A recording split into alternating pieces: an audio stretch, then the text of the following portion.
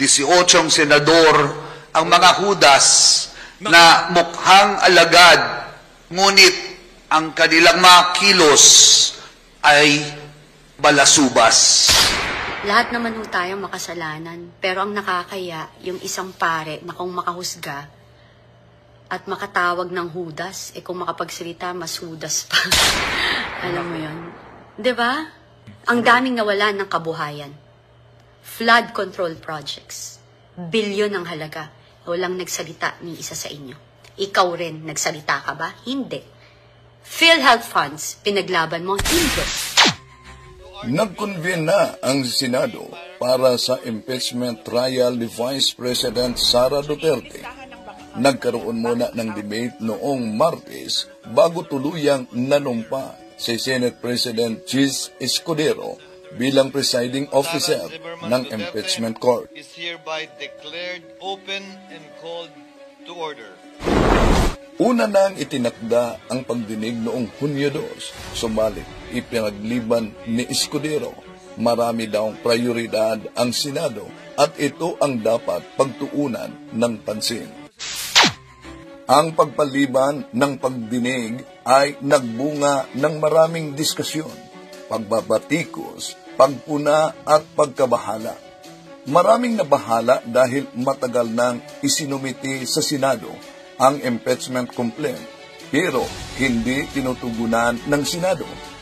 Nakasaad sa 1987 Constitution na kapag naisumiti na ang impeachment complaint, ay dapat itong aksyonan agad ng Senado. 2 senador naman ang nagsampa ng resolusyon na nagpawalang bisa sa impeachment complaint laban kay VP Sara. Unang naghain ng resolusyon ay si Senador Ronald Bato de la Rosa at kahapon ay si Senador Robin Hood Padilla para ipawalang bisa ang impeachment complaint laban kay Sara. Una nang sinabi ni Abato na malaki ang tsansa ni Sara na mapawalang sala dahil sa numbers ng mga senador nakakampi rito.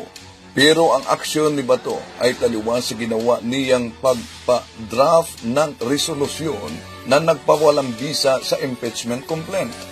Kung alam pala niya na mananalo si VP Sara, bakit kailangang mag-file ng resolusyon na nagpababasura sa impeachment complaint? Dahil sa hindi agarang pagkilos ni Escudero, maraming law school sa bansa ang nanawagan na ituloy ang impeachment trial. Una nang nanawagan ang mga law professors sa University of the Philippines na simulan ang pag-trial kay VP Sara. Nakiisa rito ang Ateneo School of Government, ang De La Salle University at ang San Beda University at ang University of Santo Tomas. Kahit ang mga obispo sa CVCP ay nagsalita na rin kaugnay nito. Ngunit matapos ang debate kagabi, sa butong 18-5, ipinabalik ng Senado ang impeachment complaint sa Kongreso. Unconstitutional daw na ibalik ng Senado sa Kamara ang Articles of Impeachment sa kaso ni VP Sara Duterte. Sinabi po yan ni House Prosecutor Congresswoman Isabel Zamora sa programang The Big Story ng One News. Labag daw ito sa saligang batas dahil trabaho raw ng Senado na simulan agad ang impeachment trial. Ganito rin sinabi ni former Supreme Court Associate Justice Antonio Carpio. Constitution, there is no other option for the Senate but to hold trial. They have no power or authority to remand the same back to Congress. The prosecutors or any taxpayer can go to the Supreme Court to question the action of the impeachment court on the basis of a violation of the Constitution. Kayo, pabor ba kayong hayaang gumulong na lang ang impeachment trial laban kay VP Sara? Hayaang ilantad ang mga inaakusa sa kanya para marinig ng taong bayan. Hayaan namang marinig ang mga dipinsa ni VP Sara. Huwag hadlangan ang pagsaliksik ng katotohanan. Tara, tatalakayin natin ito.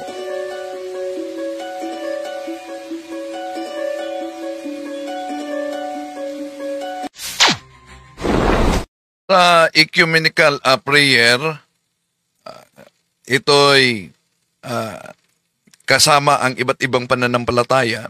Si Father Flavi Villanueva, kung maalala ninyo at siguro kilala niyo si Father Flavi Villanueva, na binanatan ngayon ng isang born-again vlogger, siguro kilala ninyo ito, si Cathy Binag.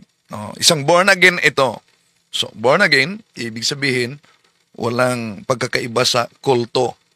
Si Kibuloy, born-again din. Kaya, suportado ni Cathy Binag, itong si Pastor Apollo Kibuloy, ang self-proclaimed appointed Son of God.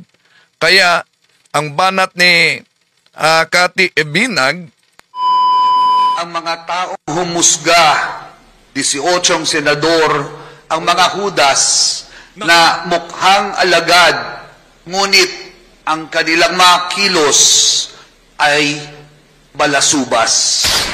Lahat naman ho tayo makasalanan, pero ang nakakaya, yung isang pare na kung makahusga at makatawag ng hudas, kung makapagsalita, mas hudas pa. Alam mo yun? Yan, kung makapagsalita umano, mas Judas pa. Una, si Judas pinagkaluno ang Panginoon. Di ba ba? Ngayon, reaksyon ni Father Flaviano Lopez Villanueva, mga kapatid, kaugnay sa nangyari sa Senate dahil ipinabalik sa Kongreso ang ilang miyembro na nagiging huwis sa Senate ang nagsagawa ng mosyon at nagvotasyon. Kaya, yung mga eksperto sa batas, nagpahayag na very unconstitutional ang ginawa. Bakit? Una, sila'y tinatawag na huwis o hukom. So, dapat sila ay mag-act as a hukom, huwis. Pero ang nangyari, ilan sa mga senadors na naging hukom para sa impeachment trial ay parang abogado ni B.F. Sara. Nakalimutan na ba na di po ba si B.F. Sara mismo ang nagpahayag na handa siyang harapin ang naturang kaso na isinampa laban sa kanya. At tandaan natin na ang impeachment trial, mga kapatid, hindi yan ibig sabihin na ang inireklamo tulad ni B.F. Sara ay makasalanan na.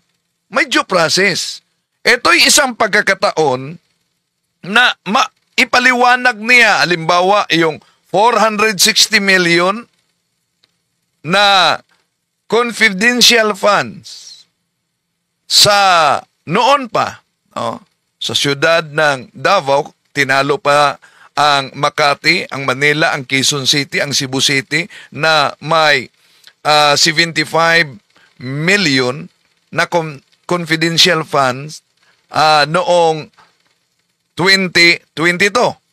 At hindi lang yan, yung 125 million na confidential funds na sa loob lamang ng 11 araw na gasto.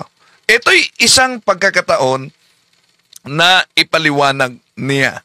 Tatalakayin muna natin ito, mga kapatid, at bago tayo papasok sa punto por punto, samahan ninyo ako. Kasi kinalingan, pag palaging inulit-ulit ay magmukha talagang katotohanan para sa ating mga kapatid na kulang ang kaalaman. Ang pagkadaya ay maranasan sa iba't ibang paraan. Pero napakasakit pag madaya tayo sa pananampalataya. Dahil nanganib pati ang ating kaluluwa. Viva Cristo Rey! Pro Dio et Ecclesia!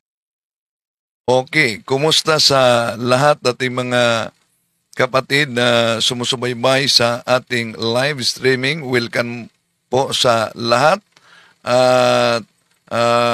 Acknowledge natin ang ating mga kapatid na pumasok ngayon.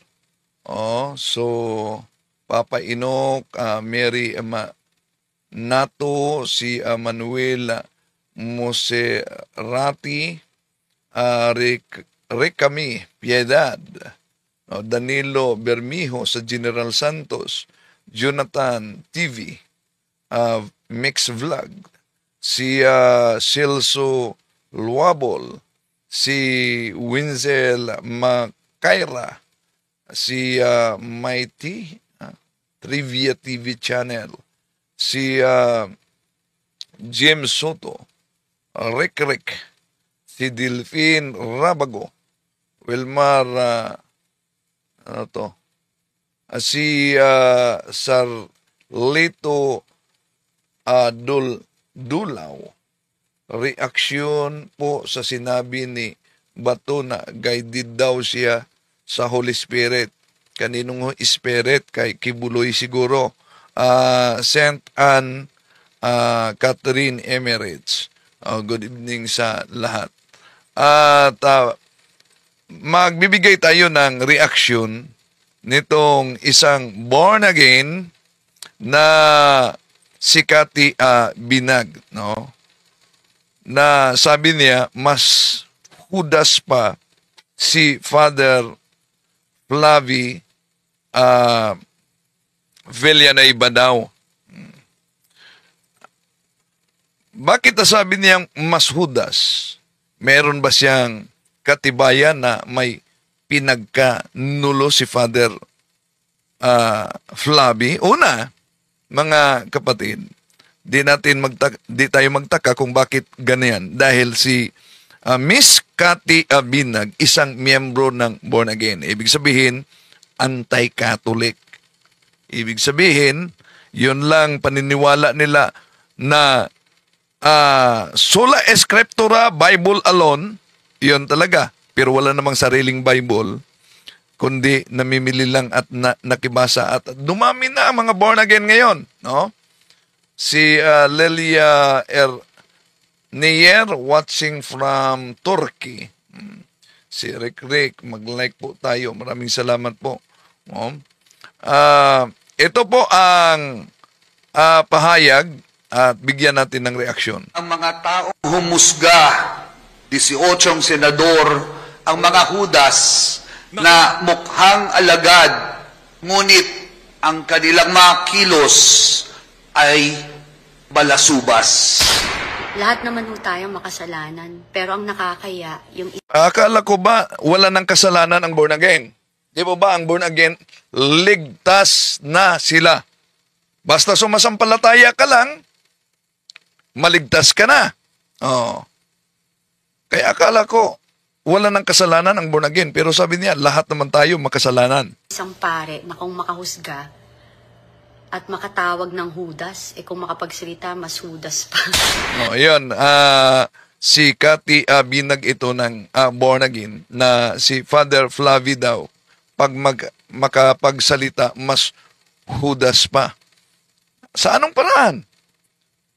Dahil lang ikay isang born again, dahil lang ikay anti-katoliko,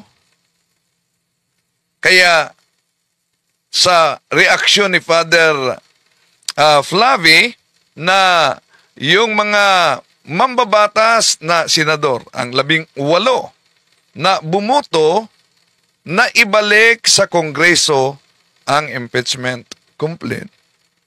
Yun ang tinawag niyang hudas. Bakit? Yung mga eksperto, kahit nga dating Supreme Court Justice nagsabi na dapat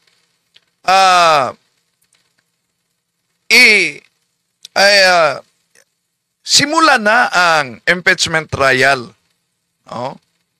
Yun ang pahayag. Pero, ang taktika ngayon sa Senado, ibinalik nila na wala naman umano. Walang batas na nagsabi niyan. Pangalawa, ang nagmosyon ay ang maging judge sa naturang kaso. Kaya sabi ng mga eksperto, dapat ang magsagawa ng motion yung sa defense. Sila'y mga judge sa naturang kaso.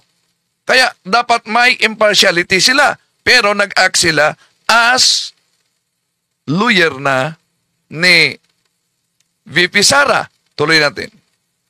Alam mo yun, di ba? Ang daming nawalan ng kabuhayan. Flood control projects. Bilyon ang halaga. Walang nagsalita ni isa sa inyo. Oh, so paano niya nasabi na sa korupsyon na bilyon ang halaga o mano, walang nagsalita? Tandaan natin na sa simbahang Katoliko, ang daming mga Catholic registicians. At sa Catholic registicians, hindi lang yan may kaugnayan sa religious na talakayan, kundi sa public affairs program. Pati na tinatalakay ang korupsyon. Ang tinutukoy niya at sinisisi niya sa bilyong halaga na flood project na na-damage, mga kapatid, walang iba, si Pangulong Bongbong Marcos. Okay.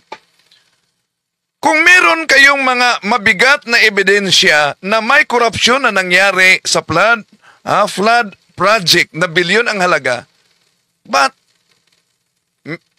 may ginawa ba kayong pagsampa ng kaso kaugnay sa naturang korupsyon o nananatili lang yan na akusasyon? Ikalawa, sa tambalang Bongbong Marcos at VP at Sara Duterte, di po ba, DDS kayo? So therefore, bumoto din kayo sa tambalan nila. Kaya, nang bumoto kayo sa tambalang Bongbong at Sara, ngayon, may sinabi kayong grabe na ang korupsyon, grabe ang gutom. Kung bumoto kayo, sino ba ang masisi sa pangyayari ngayon? Eh di po ba, babalik yan sa inyo? Okay, tuloy natin, mga kapatid. Ikaw rin, nagsalita ka ba? Hindi. Paano mo na siguro na hindi nagsalita? Una, si Father Flavie Villanueva, isa sa mga pare na nakatanggap ng iba't ibang mga death threats. Dahil, una, pinaliving niya ang mga biktima sa war on drugs. Kinalinga, lakip, lalo na yung mga kamag-anak nito. At may ipinail na kaso. Nilayo niya ang issue. Ang issue kasi dito ay may kaugnayan sa sinabi ni VP Sara na kahit siya handa na harapin ang naturang kaso. Ito'y isang malaking pagkakataon na marinig ang kanyang panig batay sa mga ebidensya at ang kanyang sagot.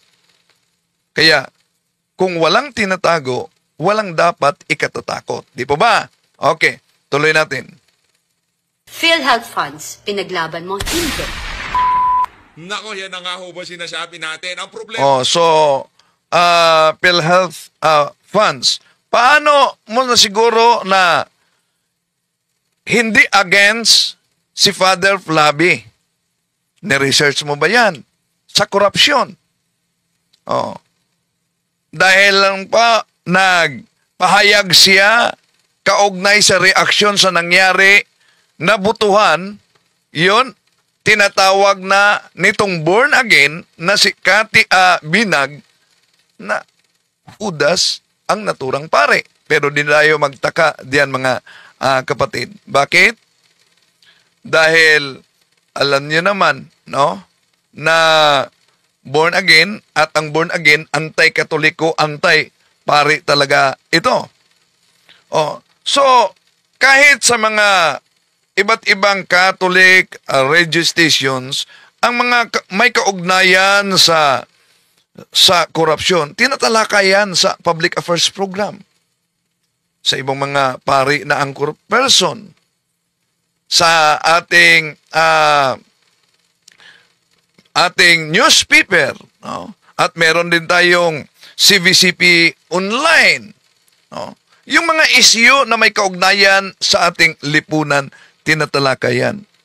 At lalo na, tinatalakay din, mga kapatid, ang nasa likod sa posibleng abraha nitong Articles of Impeachment laban kay Vice President Sara Duterte na isinumite sa Kongreso. Kailan ba yon isinumite? Di po ba malapit na nag-adjourn ang Senado? Noong Pebrero 5, mga kapatid. Yon, isinumite. Ang tanong, kaya maraming nagtanong, bakit kaya yun ang plano nila na isumite malapit na mag-adjourn? Merong braha dyan. No? Na kaya mag-ingat din tayo, mga kapatid, na di tayo mahulog sa tinatawag na lead plans, lalo na sa kasulukuyang administrasyon at sa Kongreso. Bakit? Dahil, una, malaking posibilidad na naisumiti ito na malapit na mag-adjourn ang Senado para magiging ma-cover up ang naturang issue sa mga kasalukuyang issue at problema sa ating bansa. Ibig sabihin, magiging political theater ito. Kaya mag-ingat dahil may posibilidad na may lohika din ang impeachment. No? At pwedeng ma-divert ang atensyon ng taong bayan. At madaling makalimutan, lalo na yung mga sinakal na pundo. Una sa edukasyon. At ang issue, kaugnay sa ginawang yung tinatawag na higanting budol fight, ano yon? Sa pork barrel na nag-disguise sa ayuda ang budget. Di po ba? Yan tinatalakayan. No? Pero ang issue kasi dito, yung ginawa ng mga mambabata sa Senado na ibinalik, kaya tinawag ni Father Flavie Villanueva na Judas. At sabi ni Kati, mas Judas ang pare. Sa anong paraan? Di naman niya binanggit. Dahil po ba ikay born again? Dahil po ba ikay supporter ni Pastor Abuloy? Akibuloy pala? Oo. So, tuloy natin, mga kapatid. Oh. Okay, sandali. Ang mga taong humusga. Hello, hello. Hello, hello. Sinasabi ko. Si Kati Binag. Hello, hello. Walang Yun tulog. na yun. Di ba? Hintay natin sila. Forward ko naman ako. Talaga namang na-trigger ako dun sa kanyang selective justice. 'Di ba? Gusto ko siyang pag-usapan kasi mga katulad niyang pare ang dahilan Nako. bakit hindi na ako Katoliko ngayon. Nako. Yun. Oh, so, ibig sabihin, Katoliko siya noon. Pero ngayon, hindi na Katoliko. Dahil, una, isa sa dahilan kung bakit humihiwalay sa pananampalataya, yung pagiging lukewarm Catholic. Lalo na pag wala kang alam sa pananampalatayang Katoliko, ibig sabihin, para kang lubo na hangin lang ang nasa loob, madaling matangay talaga yan. Kung saan man ang ihip. Dahil kung ikay totoong Katoliko at may alam ka sa pananampalataya, di mo pwedeng iwanan ang pananampalatayang Katoliko dahil ito'y tunay na iglesyang tatag ng ating Panginoon Jesucristo. At kung may alam ka talaga sa pananampalataya, di ka yayakap sa born again dahil ang born again ay isang siktang tatag lamang made in USA. Walang pagkakaiba sa iglesia ni Manalo, walang pagkakaiba sa iglesia ni Kibuloy. No? Tatag lamang ng tao. Oh. So, sabi niya, ang ganong ori o manong pare tulad ni Father Clavio ang dahilan kung bakit siya lumipat sa born again. Una, si Father Flavi Villanueva nanindigan para sa hustisya. Ayaw mo ba yon? Di po ba may sinampahan ng kaso at may nakulong na ng mga pulis at napatunayan beyond reasonable doubt sa kasong pagpatay sa pamamagitan sa ginawa nila ni Father Flavi. Oh. So, yun ba ang dahilan kung bakit iniwan mo? Ano po ba ang gusto ninyo bilang born again na ngayon? Na hayaan na lang yung mga biktima na walang hustisya. Yun po ba ang gusto ng mga born again? Sabi niya, si Father Flavi, isa sa mga dahilang pare umano kung bakit siya humihiwalay sa Katoliko. Kung bakit siya naging born against. Oh.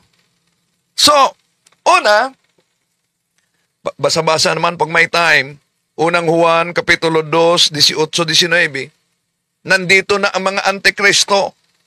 Sila'y galing sa atin, ngunit sila'y humihiwalay sa atin upang makilala na sila'y hindi kasama natin. Tanong, sino ba ang katuparan niyan? Walang iba. Yung mga born again, yung mga siktang tatag lamang ng tao ngayon dahil ang layunin ng demonyo, Juan 8:44, na ilayo ka sa katotohanan. Sa mga sakramento, sa tunay na simbahan, na makapagligtas sa iyo. Kaya, mas pinili ng karamihan, doon tayo sa born again dahil masaya ang kanilang pagtitipon, may banda sila. Oh. So, ang kanilang pagsisimba, ginawa nila ang pagsimba sang-ayon sa kagustuhan nila mismo. Pero sa simbahan Katoliko na iniwan niya, ang Eucharistia, ang banal na misa, ginawa natin ang pagsimba dahil iyon ang kagustuhan ng Diyos mismo, hindi kagustuhan ng tao. Tuloy natin. Para malaman din ng mga ibang pare na matitino. Alam mo yon? Alam niyo yon? Alam mo yon? No, so, una, paano niya nasabi na hindi matino si Father Flavi? Parang laman umano ng mga pare na matitino. So, ibig sabihin si Father Flavi na tinutukoy niya dahil sa pahayag na Judas. Pero, may reaksyon ba kayo kaugnay sa mga pahayag ng ministro ni Felix Manalo sa rally nila? Diba? Sabi ng kanilang rally, yun ay rally ng kapayapaan. Walang kaugnayan sa politiko, pero yung ministro na tumindig doon, binanata ng politiko. Sinabi pa ni Arnel Tumanan na isang ministro ni Felix Manalo na may politiko daw o mano na di pa sumikat, laos na. At yun naman ang ginagaya din na pahayag ni newly elected Senador Marcolita. Di ba? Tuloy natin mga kapatid. Yan. Pag-usapan natin si Father Flavor. Naku, si Father Flavi. Si Father Addict. anong tawag dito? Dati, ninawin natin, addict dati. Inamin niya, di ba, dati, pero ngayon, hindi na. Addict na lang siya. So, yes, inamin na yan ni Father Flavi na noon ay addict siya. Pero, si Father Flavi, noon hindi pa siya pare, addict talaga siya. Pero siya ang testamento na pag ang isang tao, ang isang addict ay bigyang pagkakataon, ay malaki talagang tulad ni Father Flavi, no? Malaking pagbabago. Kaya anong nangyari?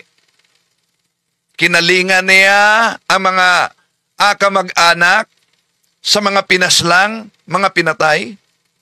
tinulungan niyang masampahang kaso ang mga gumagawa nito. Oh, meron silang organisasyon. No? Pagkatapos, sabi nitong born again, kayo, meron ba kayong naitulong, lalo na sa mga biktima sa anesthesia, na si Father Flavi, Judas daw. Wala naman siyang batayan kung paano nagiging Judas. Basta lang, dahil siya'y born again. Tuloy natin. Di Lima. Lagi niya kasama eh. Kaya nga dati nag-addict daw siya. Pero ngayon, hindi na. Si Father Flavi. Lalaban ang hustisya para raw sa bayan. So, yun ang sabi niya, dati addict. Totoo yan, no? So, yun ang katibayan na kahit gaano ka makasalanan ang tao, meron pang pagkakataon sa pagbabago. Tulad kay Father Flavi. Na noon ay nalunong sa droga, pero pumasok sa seminaryo, naging pare at aktibo na sa mga isyu na may kaugnayan sa ating lipunan, lalo na sa mga biktima sa pagpatay na may kaugnayan sa droga. At yung iba na tinaniman lang at may nasampahanan ng kaso. Tuloy natin. Napaka-selective. Diyos me. Diba? Si Father Flavor. Flavor of the month. Kasi selective ang kanyang pagpili ng hustisya. Salamat. So paanong nagiging selective? Lagay natin sa inyo na banat. Si Father Flavi, may mga naisampa ng kaso sa mga pulis at may mga pulis na napatunayan sa korte na makasalanan beyond reasonable doubt. Paano nagiging selective yan? Na meron bang mga born again na gumawa, mga pastor na born again, na nanindigan at gumawa katulad sa ginawa ni Father Flavi na kahit siya ay nakatanggap na ng iba't ibang pagbanta sa kanyang buhay, ngunit nanindigan pa rin para sa mga nangangailangan ng hustisya. Okay. Paano nagiging selective? Dahil po ba sa pahayag lang ni Father Flavi na yung mga huwis sa Senado ay napabor na ibalik ang impeachment, articles of impeachment sa Kongreso, tinawag niyang Judas. Kung si Father Flavi ay mas Judas pa, sa anong paraan? Wala naman siyang inilabas na katibayan. Di ba? Kung sa paanong paraan, naging mas Judas pa si Father Flavi. So, diyan natin makita na andali lang pala ng miyembro ng born again na maghusga na wala namang batayan. Anong batayan? Ni Miss Cathy Binagbe na mas Judas pa si Father Flavi. May nilatag ba siyang batayan? Wala. So, tuloy natin mga kapatid. Naiirita ako. Naiirita na umano siya sa pahayag ni Father. Natural, una, ba't di ka mairita? Nasa kaanib ka na ng born again. Ang born again ay anti-Catholic. Umanib ka sa siktang tatag lamang ng tao. Umanib ka sa born again. Kaya, natural na lamang.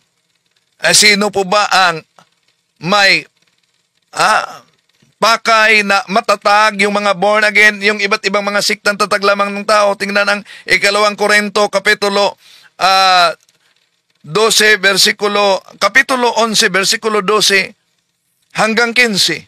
Walang iba. Ang author kung bakit dumami ang iba't ibang mga sikta para mailayo sa tunay na iglesia, walang iba. Kung tignan nyo, si Satanas lang. Kaya di tayo magtaka na sa ganun lang na pahayag, nairita na siya at pagkatapos, di ka ba nairita na muntik na makipagsuntukan si Robin Hood Padilla, Senador Robin Hood Padilla doon sa Senado? Di mo ba yun nakita? No. Tuloy natin. Lahat naman ho tayong makasalanan, pero ang nakakaya, yung isang pare na kung So lahat naman tayo makasalanan. Akala ko ba nanindigan ka sa pananampalatayang born again? Ha? Ang born again, sabi nila, ligtas na daw sila.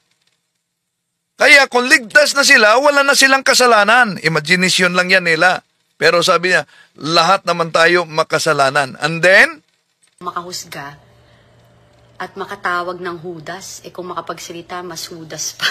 Yun. Si Father Flavie, pag makapagsalita, mas hudas pa. Then, ilatag mo yung ebidensya. Sa anong paraan nagiging mas hudas pa si Father Flavie ikumpara sa tinawag niyang mga hudas? Wala naman siyang nilatag na batayan. Alam mo yun, di ba? Hello sa inyong lahat. No, hello. Mm-mm. Sa mga born again, kasama ni Cathy Abinag, na sabi niya, iniwan niya ang simbahang Katoliko. Research naman pag may time. Dahil kung nag-research ka, ba't iniwan mo ang simbahang tatag ng ating Panginoon Jesucristo at ipinalit mo yung born again na tatag lamang ng tao? Dahil, una, anong katibayan na ang born again ay tatag lamang ng tao? Tingnan mo ang history. Asa nagsimula? Kailan nagsimula? At walang tinatawag na unbroken line of succession. Bakit? Ipalagay natin, kung meron mang common sense, kahit kunti na common sense. Kung ang born again ay tunay na iglesyang tatag ng ating Panginoon Jesucristo sa taong 200, taong 300, ano Dominic? Taong 400, taong 500, sino ba ang ituro nila na kasamang born again? Wala. Dahil ang born again, bago lang yan natatag. No? Si Corazon Alviento, drug addict na pare yan dati, Bro Wendell. Hindi pa siya pare. No? Hindi pa siya pare, drug addict siya. At nang pumasok siya sa seminaryo, meron pang paunti-unti umanong paggamit niya sa drugs. Pero nung pare na siya, di na siya gumagamit ng drugs. At siya ang testamento na yung addict ay pwedeng magbago. Kaya kung ang addict ay pwedeng magbago, so ibig sabihin ay di pwedeng patayin. Dahil no matter how bad the person is, there is always a goodness. At may tulad ni Father Flavie, na noon addict, nagbago pa. Si Roberto Carmen, INC po ako dito, tumiwalag ako dahil hindi ko na gusto ang pamamalakad ng bagong executive Eduardo Manalo. Simula po noong umupo si Ka Eduardo ay magulo na, dumating sa puntong tiniwalag ang kaniyang ina at naputol na, no? So si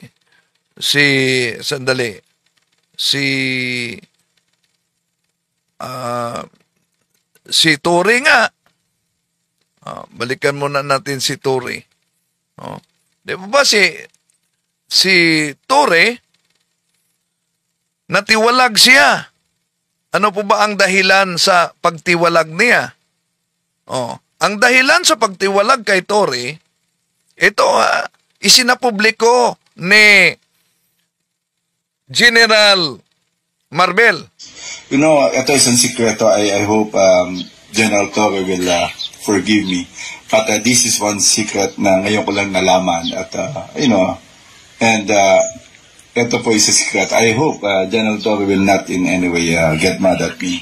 Alam mo, Mr. General Torre was asked by someone from his religion na huwag tanggapin itong Region 11 as RD, Region 11.